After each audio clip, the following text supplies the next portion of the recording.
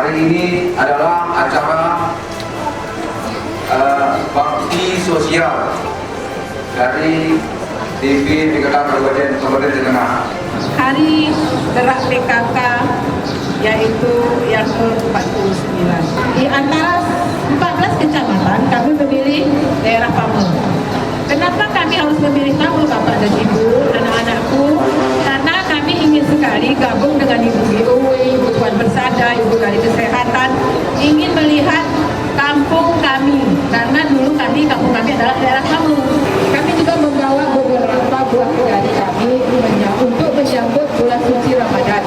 Dalam bebenah dan dari GOW Tuan Bersada ada juga membawa beberapa makanan sembako dan gula, roti dan susu. Semoga apa yang kami bawa pada hari ini bisa bermanfaat untuk anak-anak dan orang tuaku yang ada di sini semua, karena seperti disampaikan Bapak Camat tadi, 14 kecamatan kami memilih Nusantara ini.